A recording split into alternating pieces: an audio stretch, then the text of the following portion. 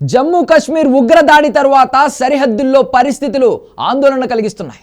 భారత్ పాకిస్తాన్ విషయంలో కఠిన నిర్ణయాలు తీసుకోవడం, ఆ తర్వాత పాకిస్తాన్ కూడా అదే రేంజ్లో సమాధానం ఇచ్చే ప్రయత్నం చేయడంతో సరిహద్దుల్లో ఏం జరగబోతుంది అనేది ఆసక్తిని రేపుతుంది.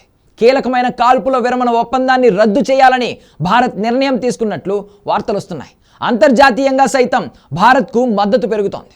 దీంతో పాకిస్తాన్పై యుద్ధానికి భారత్ సిద్ధమైనట్లుగానే సంకేతాలు వస్తున్నాయి. దీనికి తోడు భారత యుద్ధ విమానాలు విన్యాసాలు కూడా మొదలు పెట్టడం ఆసక్తిని రేపుతుంది. తీర ప్రాంతాల్లో కూడా గస్తీని పెద్ద ఎత్తున పెంచాయి భద్రతా బలగాలు. యుద్ధ నౌకలను కూడా సముద్ర తీరాల్లో సిద్ధం చేస్తున్నారు. ఐఎన్ఎస్ విక్రాంత్ జలాంతర్గామి పాకిస్తాన్ వైపుగా కదిలినట్లు జాతీయ మీడియాలో కథనాలు వచ్చాయి.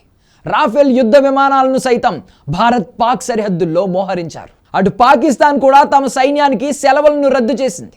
సెలవుల్లో ఉన్న ఉన్నతాధికారులు వెంటనే విధుల్లో చేరాలని పాకిస్తాన్ ఆర్మీ ఆదేశాలు ఇచ్చింది. ఇక తాజాగా భారత్ కూడా అదే దిశగా అడుగులు వేస్తోంది.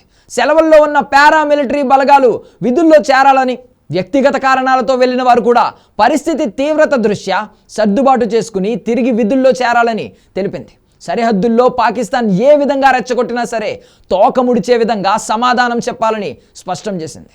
పాకిస్తాన్ సైన్యంతో పాటు ఉగ్రవాదులతో కూడా భారత ఆర్మీ పోరాటం చేయాల్సి ఉంటుంది. జమ్మూ కాశ్మీర్లో స్థానిక పోలీసుల సహకారం కూడా తీసుకుని ఉగ్రవాదులకు సహకరించే వారిని గుర్తించాలని స్పష్టం చేసింది. ఇక తాజాగా జమ్మూ కాశ్మీర్ రాజధాని శ్రీనగర్కు భారత ఆర్మీ చీఫ్ ఉపేంద్ర ద్వివేది చేరుకున్నారు. ఉన్నతాధికారులు అందరూ సమీక్ష సమావేశంలో పాల్గొనాలని ఆయన ఆదేశించారు. ఆర్మీ కమాండర్లందరూ అందుబాటులో ఉండాలని ఉపేంద్ర తన ఆదేశాల్లో పేర్కొన్నారు. ఆర్మీ చీఫ్ పర్యటన నేపథ్యంలో అధికారులు కట్టుదిట్టమైన భద్రత ఏర్పాటు చేశారు.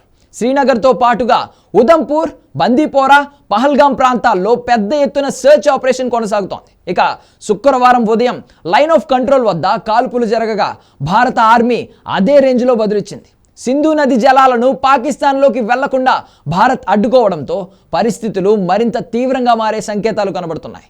ఇప్పటికే ఇరు దేశాలు పంజాబ్లోని అటారీ, వాఘా బోర్డర్ను మూసివేస్తూ నిర్ణయం తీసుకున్నాయి.